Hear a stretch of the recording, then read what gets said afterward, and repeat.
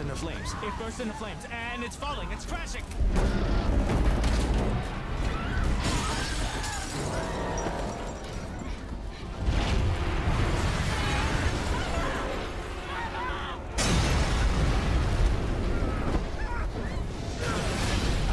And the frame is crashing to the ground, not quite to the mooring mast. Oh, the humanity.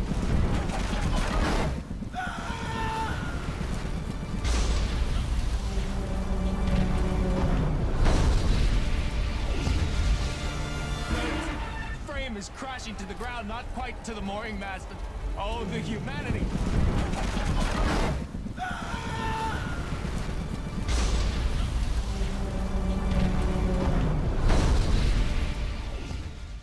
Hola, bienvenido nuevamente a Latin Markets. Muchas gracias por estar con nosotros y por compartir este programa nuevamente. No se olviden de marcar el botoncito que queda a mano derecha de ustedes, la campanilla, para que puedan integrarse a todos los nuevos videos que estamos sacando semana a semana. Hoy tenemos un invitado súper conocido. La verdad es que prácticamente todo el mundo lo conoce, pero vale la pena recordar quién es él y para que toquemos un tema que está tremendamente contingente. Él es don Douglas Pollock. Él es ingeniero civil industrial de la Chile. Para aquellos que no lo conozcan, está dedicado a los últimos años a la economía y el cambio climático. Por más de 6 años ha estado trabajando en ello. Ha realizado presentaciones, ha hecho videos, ha trabajado en Washington, D.C. Y sus programas en Parajul el año 2019. Ha participado en la conferencia científico-económico durante la COP25 en Madrid en diciembre del año pasado. Ha hecho charlas, entrevistas en múltiples medios nacionales e internacionales. Artículos en prensa nacional y extranjera, así como discursos en el extranjero, como en el año 2019 ante el Congreso de los Estados Unidos y durante la COP25. Ese mismo mes también fue nombrado embajador en Chile de Clintel, una agrupación de más de 800 científicos y profesionales, principalmente europeos y norteamericanos vinculados al cambio climático. Hoy, en el presente, intenta dar a conocer los fundamentos de la ciencia y el impacto que la economía de Chile, por las medidas de adaptación y mitigación que sucesivos gobiernos desde el año 2000 a la fecha han adoptado al adherir a la teoría catastrófica de la ONU y el Acuerdo de París. Don Douglas, bienvenido a nuestro canal. ¿Cómo estás?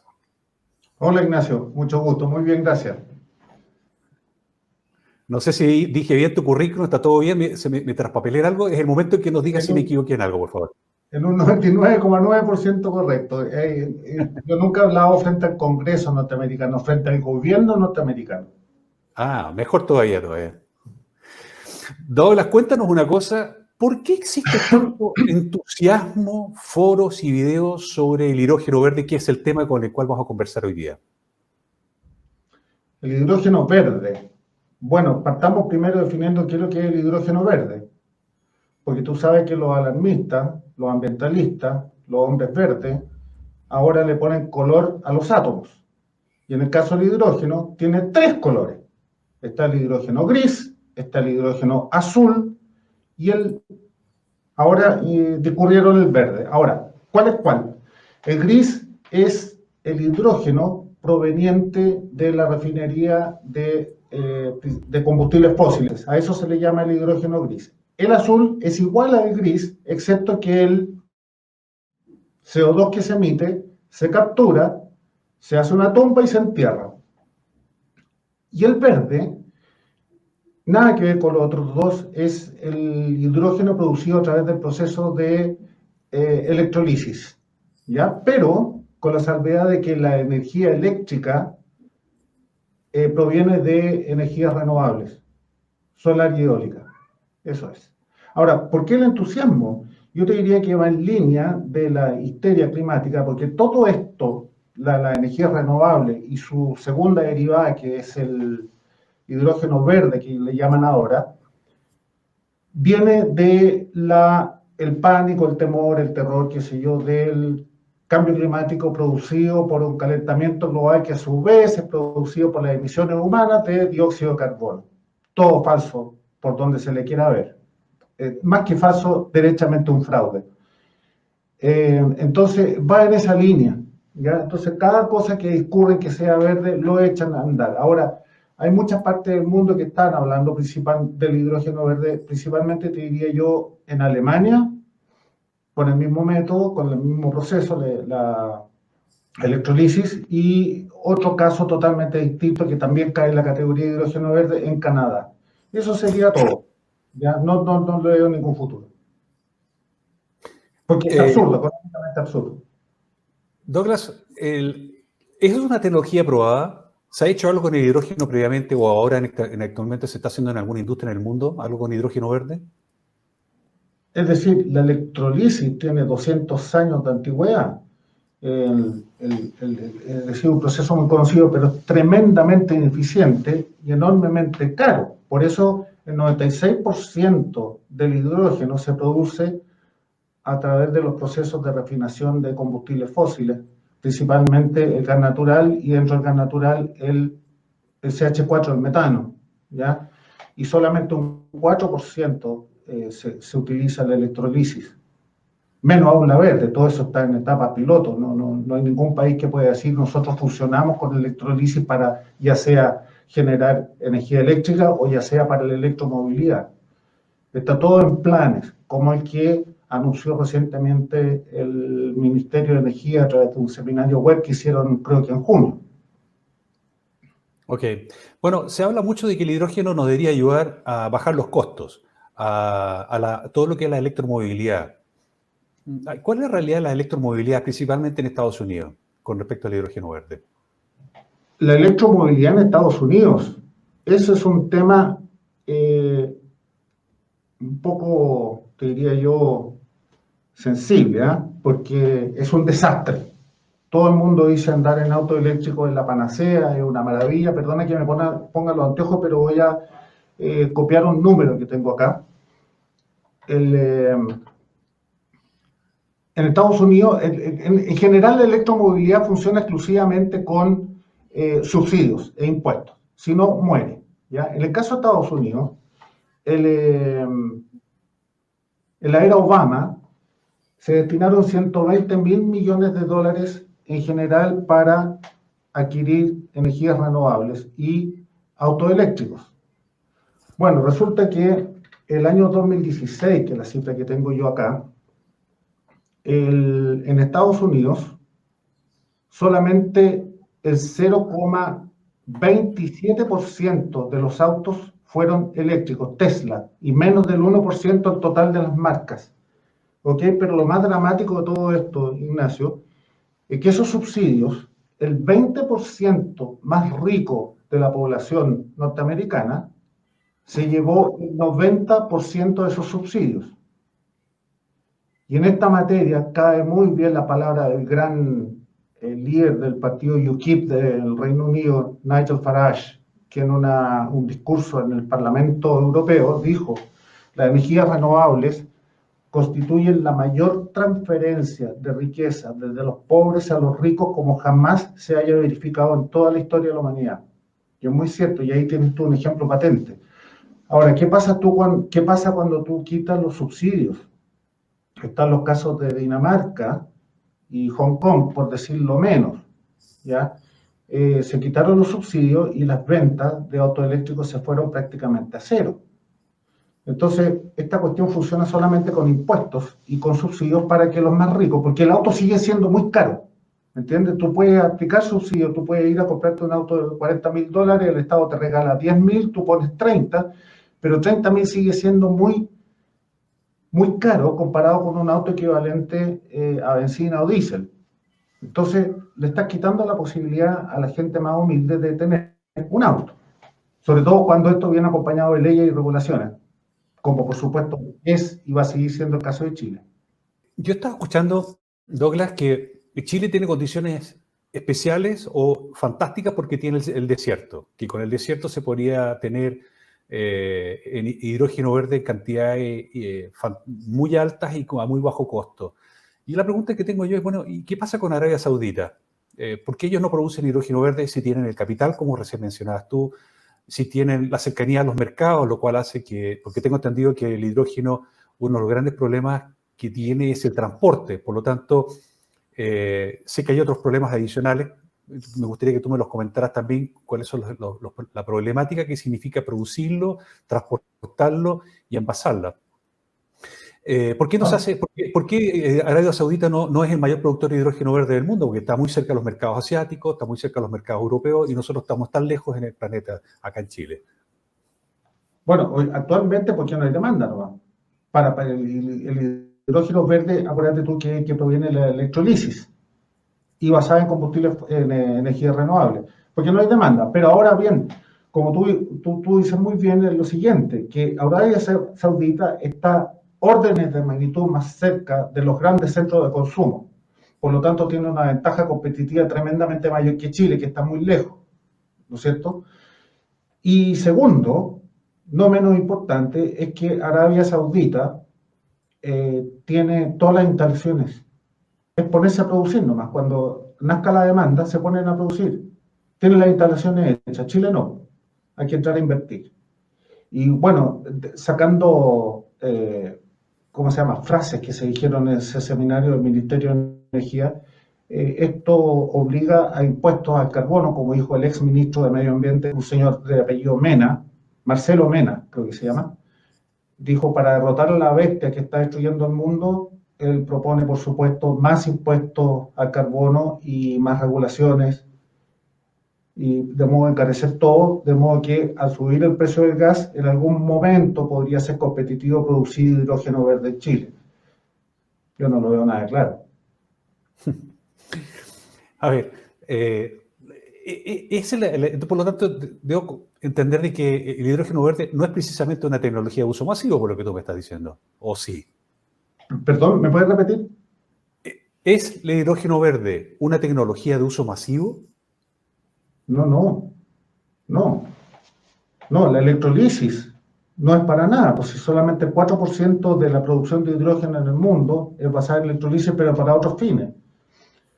El hidrógeno tiene múltiples usos. Se usa en el proceso ¿cómo se llama? Que se llama el hidrocracking.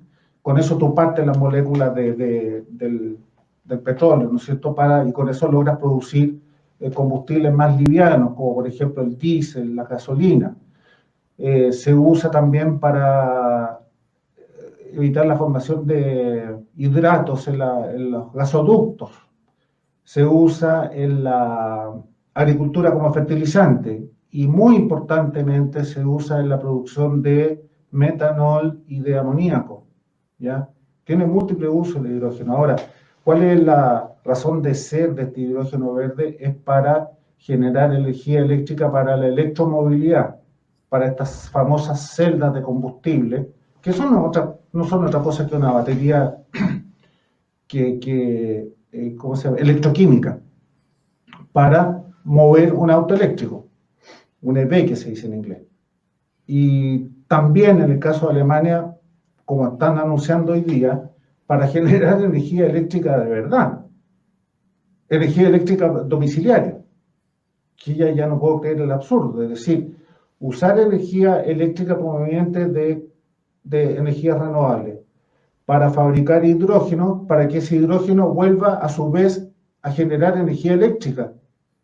Yo me pregunto, un niño de 5 años no se preguntará por qué no usar entonces la energía eléctrica renovable directamente a su uso final sin pasar por la fabricación de hidrógeno. ¿Entiendes?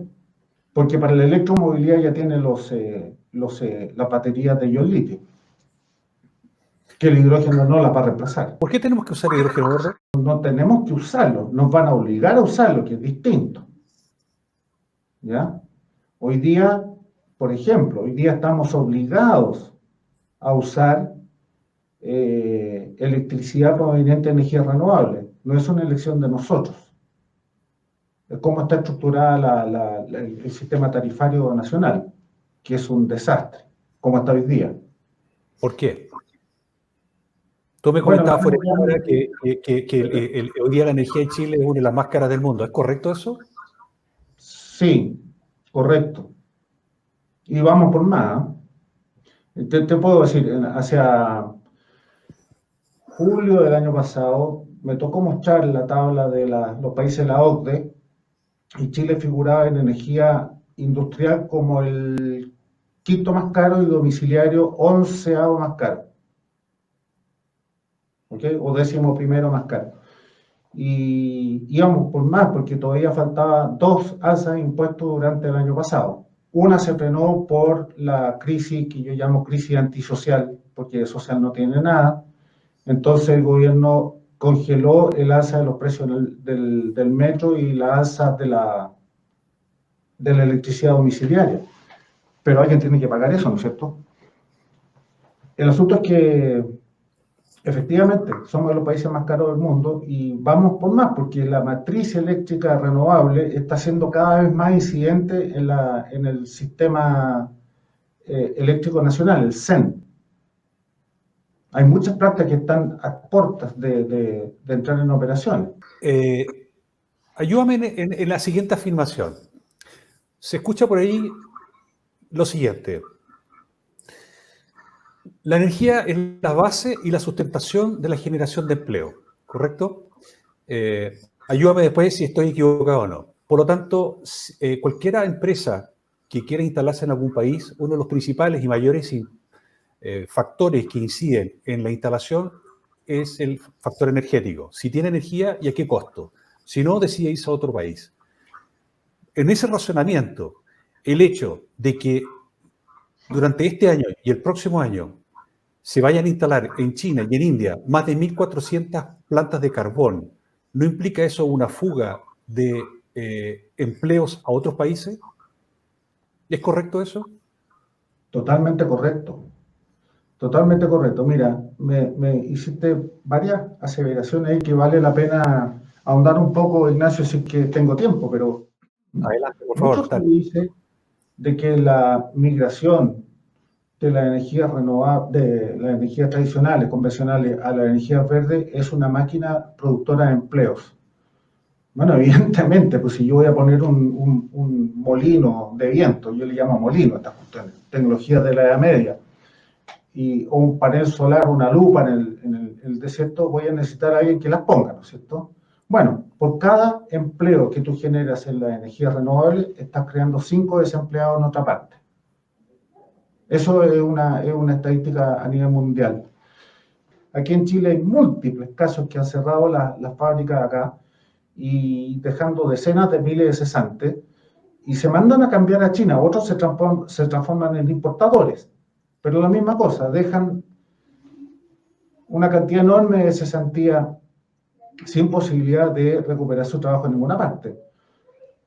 Entonces, eso es, perdimos competitividad, perdemos nuestra producción, perdemos empleo, el país se empobrece. Por donde tú lo quieras mirar, si esto no tiene por dónde analizarlo, no resiste nada, ningún argumento. A ver, Douglas, déjame ver si te entiendo, porque tengo entendido que el hidrógeno es probablemente uno de los elementos más abundantes en la naturaleza. Y el origen del hidrógeno verde se obtendría a través de el H2O, o sea, el agua, que es a través de un proceso de electrolisis, separar el agua y el hidrógeno, y por lo tanto, a través de ese nuevo elemento, que es el hidrógeno que tenemos en ese lugar, generamos esta nueva energía. ¿Eso es un proceso ineficiente y caro o me equivoco? Cuéntanos un poquito, por favor. Bueno, en realidad está bien lo que dijiste recién, Ignacio. Una de las formas de obtener hidrógeno es a través de la electrolisis. La otra ya lo comentamos anteriormente, a través de los combustibles fósiles. Sí, efectivamente es muy caro y muy ineficiente. Si tú pescas desde la generación de energía renovable para producir hidrógeno a través de la electrolisis y a eso le sumas la eficiencia del otro proceso para fabricar estas celdas de combustible o las baterías de hidrógeno, la eficiencia total de punta a punta es de un 40%. ¿Qué significa eso? Que en otras palabras, la generación del hidrógeno verde es a lo menos 2,5 veces más cara que la ya tremendamente cara energía renovable. A eso nos quieren empujar. Por lo tanto, ¿las energías renovables son caras o baratas? Hablándolas de todas, metiéndolas en un saco. ¿Cómo la ves tú? Es lejos la más cara. Es mucho más cara que la generación hidráulica, es mucho más cara que la generación nuclear, es más cara que cualquiera. Es más cara. Te voy a explicar por qué. Te voy a explicar por qué un poquitito, por qué es cara. Porque todo el mundo dice, oye, el sol y el viento son gratis. Bueno, esa es la única parte gratis de la generación renovable. Todo el resto es carísimo. Primero, la inversión. Porque para producir 1 megawatt de energía renovable tú necesitas aproximadamente 200 veces más material que un equivalente de ciclo combinado a gas y 100 veces más terreno. Partamos por ahí, ¿ya? Ese costo de la inversión está metido en los precios que paga finalmente el consumidor en la parte de la amortización, en los precios de largo plazo. Ese es un motivo por el cual es tan cara. El segundo motivo es porque esa generación renovable necesariamente requiere que esté en paralelo funcionando una central de ciclo combinado para abastecer el tiempo en que las renovables no generan energía, que son los momentos en que está nublado, que es de noche, que está lloviendo, o que hay poco viento, o que hay mucho viento, donde tampoco funcionan las turbinas eólicas. Entonces, en el momento que dejan de funcionar las renovables es cuando se dispara, generalmente en la noche, en el atardecer, en cualquier parte del mundo, cuando aumenta la demanda de energía eléctrica es justamente cuando dejan de funcionar la energía renovable y ahí tienes tú que poner en marcha, a producir más las centrales de ciclo combinado, por ejemplo, que es cuando más caro cuestan, porque es muy ineficiente operar una planta en esas condiciones de forma intermitente. Tremendamente ineficiente. Entonces los gastos de materias primas se van a las nubes. Y por eso se dispara el precio. Además de que mientras que las generadoras renovables están funcionando, tú tienes que mantener funcionando también las de ciclo combinado. No las puedes apagar. Están funcionando. Entonces, ¿quién absorbe todo ese costo inútil, ese peso, esa generación muerta, digamos, ¿quién la paga? La paga el sistema, es decir, el consumidor final. Toda esa sumatoria de cosas, elementos en la que hace que las energías renovables sean tremendamente caras, ineficientes, por su baja densidad energética principalmente y por su intermitencia. Douglas, yo creo que para muchas personas el concepto de caro o barato, mirándolo bajo el punto de vista empresa, puede ser un poco vago. ¿Qué significa para el país? ¿Qué significa para el empleo? ¿Qué significa para la humanidad cambiarse a energías renovables?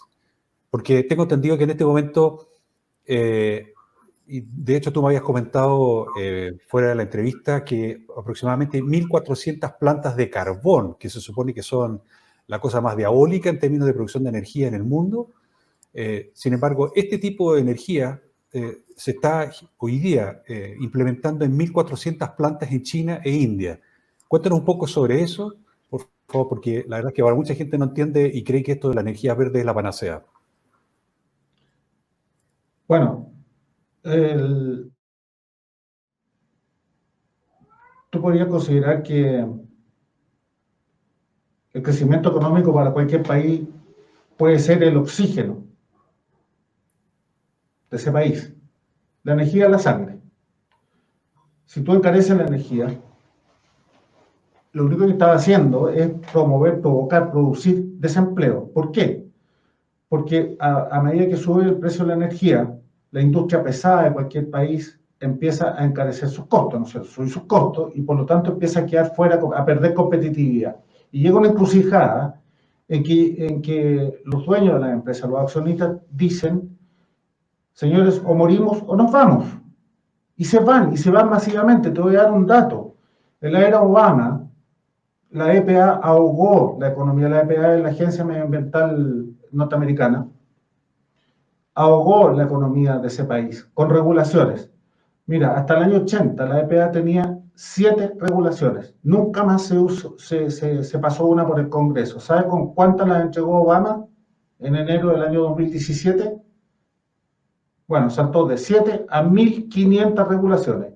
Estranguló la economía, sencillamente, provocando, y estas son palabras de Donald Trump durante su campaña, provocando entre 21 y 23 millones de cesantes, o sea, un Chile entero de cesantes, y 60.000 industrias que se mandaron a cambiar, principalmente a China, a México, Vietnam y otros países. Eso es lo que produce instalar y obligar a la ciudadanía o a un país a la migración a energías renovables. Es un desastre. Y todo en nombre y en aras de salvar al planeta de un no problema. Todo se basa en el cambio climático. Todo está hecho en función del cambio climático, los dogmas religiosos de Naciones Unidas, su acuerdo de París y el compromiso de cada país individualmente de su reducción de gases de efecto invernadero. Es un desastre. Ahora, en el caso de Chile, si lo analizamos el caso de Chile, aunque fuera cierta esa falsa teoría desquiciada, no tiene ningún sentido que Chile adopte ninguna medida de mitigación y adaptación, siempre traducidas en impuestos y regulaciones, y que siempre, esto es 100% de las veces, las pagan los más pobres de cualquier país. Cuéntanos un poco el caso de Nueva Zelanda, que fue muy interesante ese caso, por favor. ¿Qué pasa con Nueva Zelanda? Hay una demanda de por medio. Bueno, eso está muy nuevo. Eso salió hace 2 días atrás, que no es Nueva Zelanda, son organismos de Nueva Zelanda que están a puertas de demandar. Sería primera vez en la historia de Naciones Unidas demandar judicialmente por fraude al IPCC o al Panel Intergubernamental de Cambio Climático de Naciones Unidas, demandarlo por fraude, derechamente, por el cambio climático. ¿Y qué es un fraude? Bueno, de hecho ya se ganó un juicio el año 2007, auspiciado por un camionero. Un camionero le siguió juicio a Al Gore por su película. Y lo ganó. Ahora, la persona que asesoró judicialmente a este camionero en Londres, muy amigo mío, el gran Lord Christopher Monckton, él lo asesoró y descubrieron que en ese documental, por el cual él se ganó el Oscar, se ganó el Emmy, el Grammy y el Nobel, todos los premios juntos, que fue el pic de las inversiones verdes en el planeta ese año, descubrieron 50 falsedades y errores en ese documental.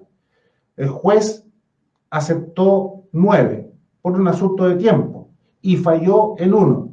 Y cuando falló, dijo que yo esté fallando en uno de los falsedades y errores de este documental no significa que los otros 8 no sean falsos y torcidos. No, son todos falsos y torcidos, pero por razones de tiempo basta con uno para dictar sentencia.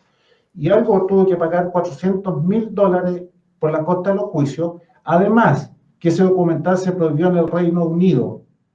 Sacaron a patadas para afuera a Al Gore del Reino Unido. Esto fue el año 2007.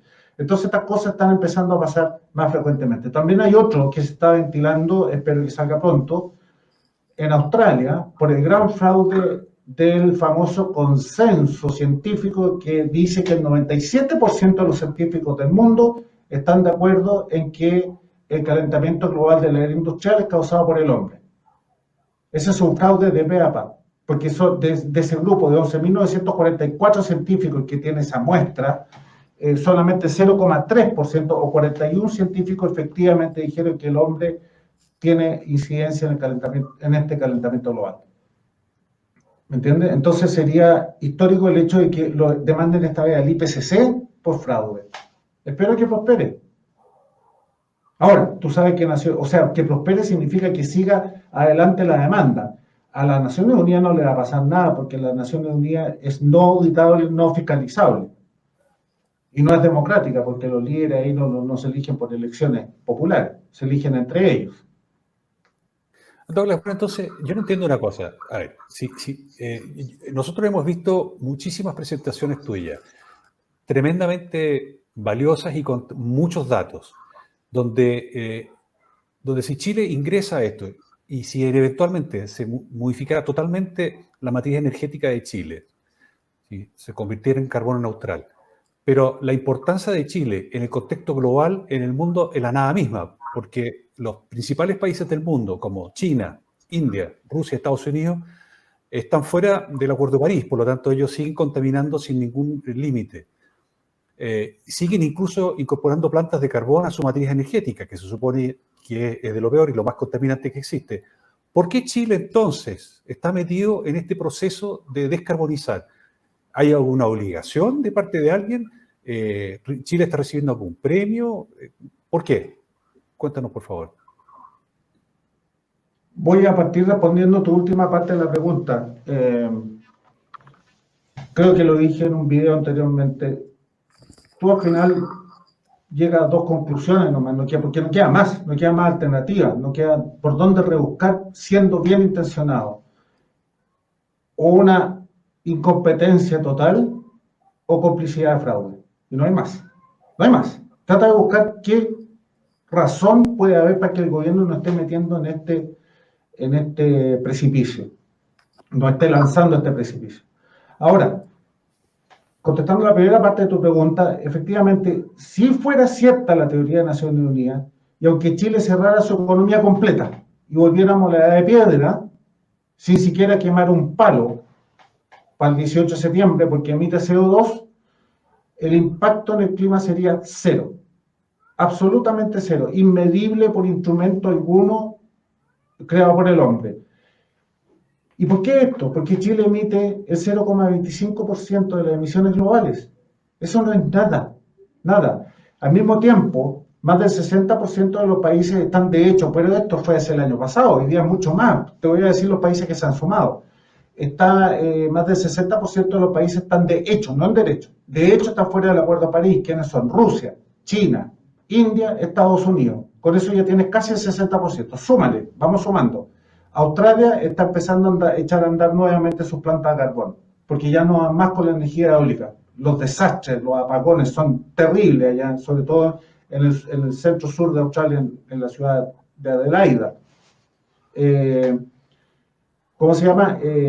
Brasil, fuera. México, no lo vas a creer tú, México acaba de anunciar, el presidente de México, AMLO, acaba de anunciar de que no va a permitir que se conecten nuevas energías renovables a la matriz eléctrica mexicana, por lo caras que son, porque para ayudar a restaurar la economía de ese país.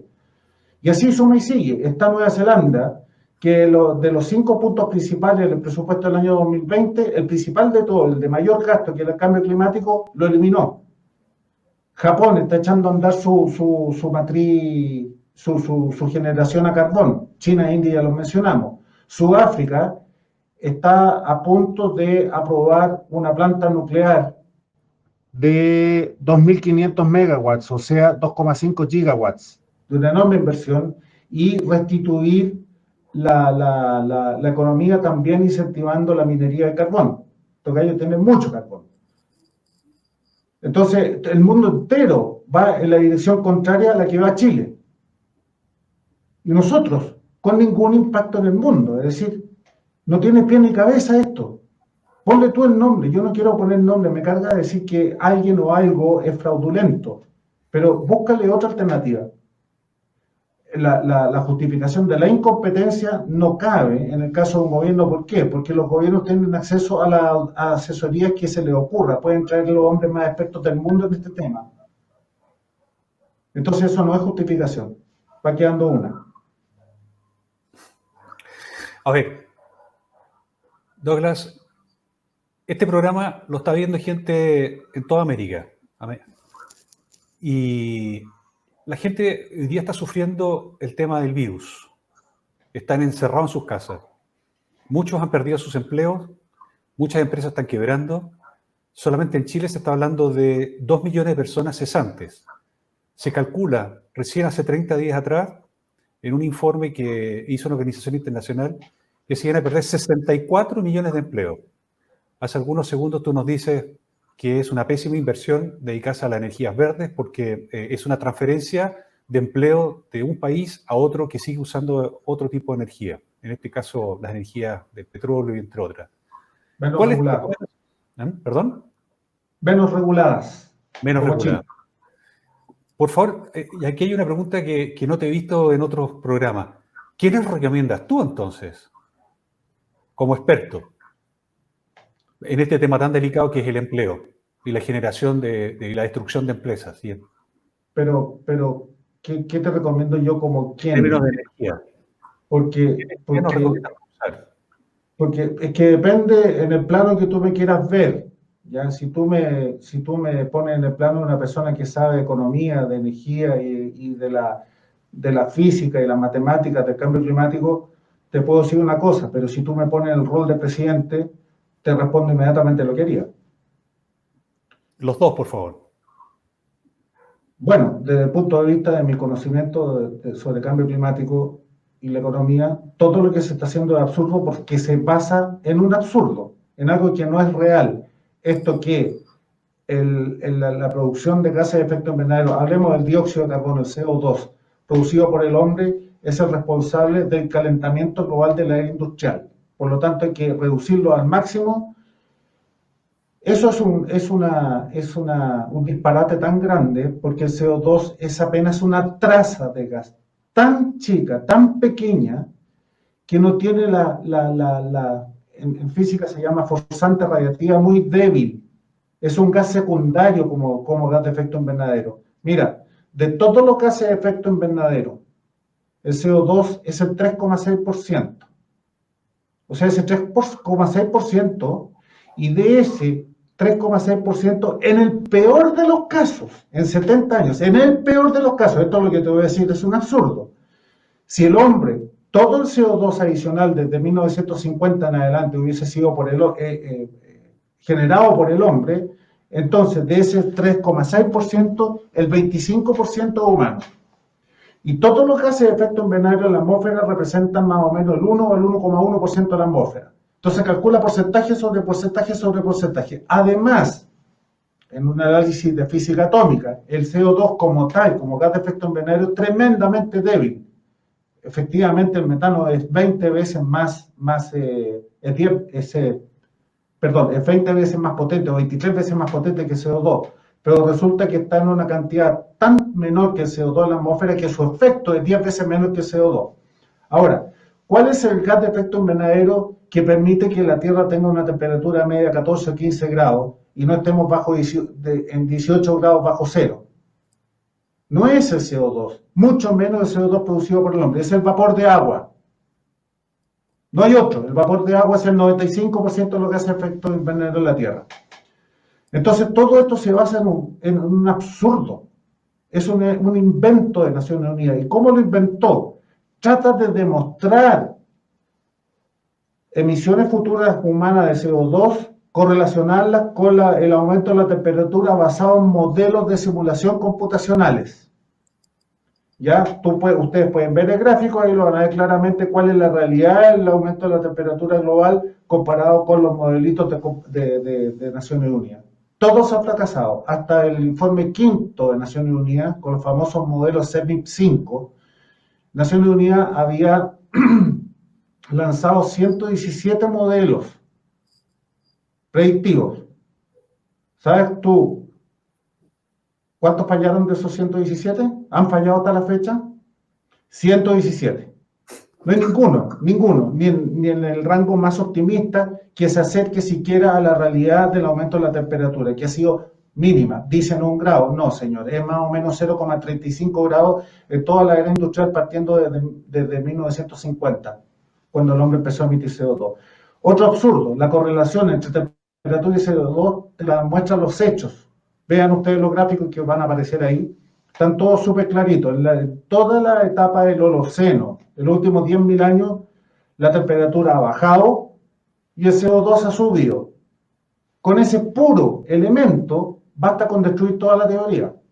Pero estos gallos no paran, llevan 30 años en esto. Poniendo en el caso de que tú fueras presidente, ¿qué decisión tomarías para que nuestros países pudieran tener más empleo, pasándole la lógica de la Bueno, energía.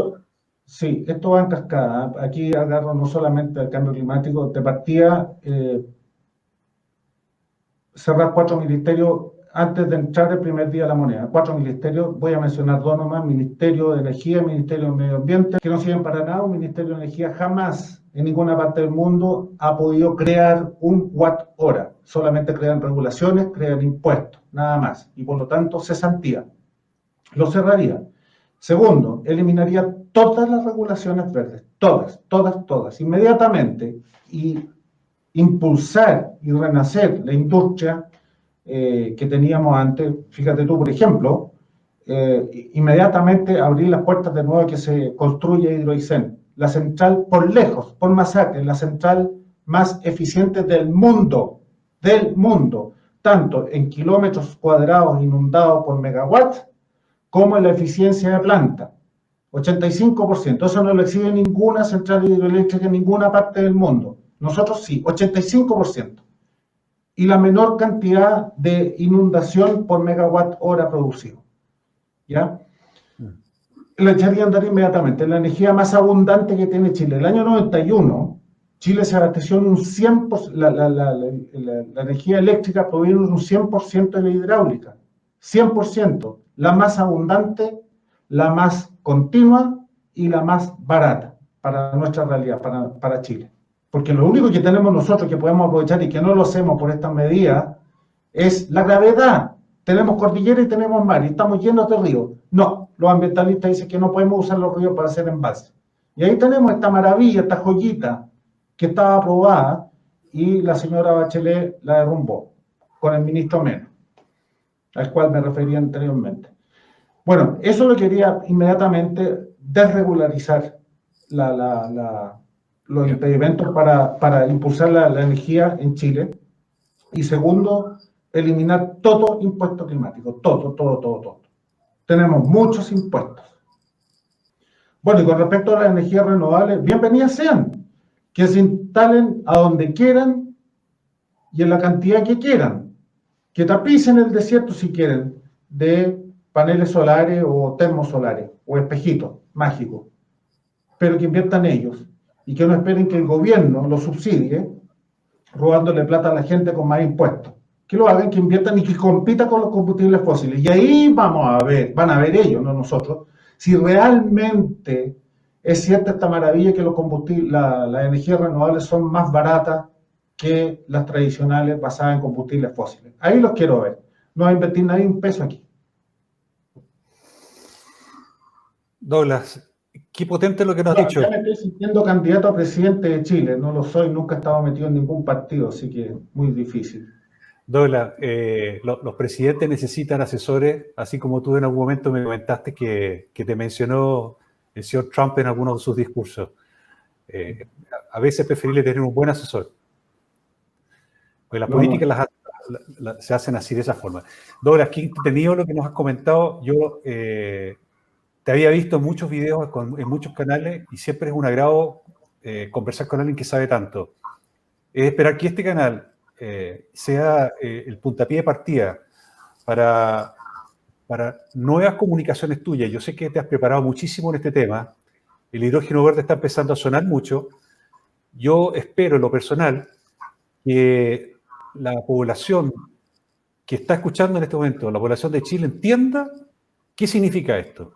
Y ojalá no nos pasen nuevamente otro gol y nos demos cuenta cuando estén instaladas nuevos impuestos, encarecimiento de las energías, empresas subsidiadas por el Estado con impuestos y perdiendo más empleo en este país. Hoy día necesitamos 2 millones de empleos. Y si miramos a América Latina, como ya dije, son 64 millones de empleos que se perdieron por el virus. Creo que es el momento de empezar a pensar las cosas en serio y en forma madura y no estar innovando en cosas que no están probadas, que además son experimentos. Douglas, no sé si quieres cerrar el programa de alguna forma, con alguna idea. Sí, varias, pero depende del tiempo que me des. Yo podría hablar una hora más del tema, pero mira, hay un par de cositas que se me olvidó decir, que el año 2016, una de las maneras de incentivar la generación eléctrica en Chile es que el inversionista ya no tiene que correr con la transmisión. Y esa fue una iniciativa que llevó a cabo Bachelet y cambió las leyes en la transmisión y hoy día la paga el consumidor. ¿Ok? Si tú quieres instalarte con un panel solar en la mitad del desierto de Atacama, instálate, el sistema se encarga de llegar con los postes y los cables para allá para conectar los sistemas eléctricos nacionales, al CEN. No tú, como inversionista. ¿Ya? Entonces ahí se hace más atractivo instalarse con generación renovable, porque ya no tienen que correr con la inversión de la transmisión. Entonces eso es un gol de media cancha a los consumidores, nuevamente el encarecimiento de la energía, porque la paga molla, como se dice en Chile, o sea, nosotros. Me gustaría terminar con una frase que la encuentro muy bonita, no es mía, nuevamente de este gran orador científico, asesor de la primera ministra Margaret Thatcher entre los años 82 y 83, Lord Christopher Monckton, dijo en una de estas cumbres climáticas en Las Vegas hace unos 4 años atrás más o menos, dijo lo siguiente, dijo, ellos tienen el poder, ellos tienen el dinero y ellos viven en la gloria, pero nosotros tenemos la verdad y la verdad prevalecerá. Así debe ser. Gracias, Douglas. Gracias por tu tiempo. Ojalá podamos difundir lo más posible tu mensaje y invitarte nuevamente al programa va a ser un placer si es que nos permite tu agenda. Mucha suerte con todo. Que tengas un excelente día. Gracias, Ignacio. Encantado. Cuando quiera. Chao, Gracias.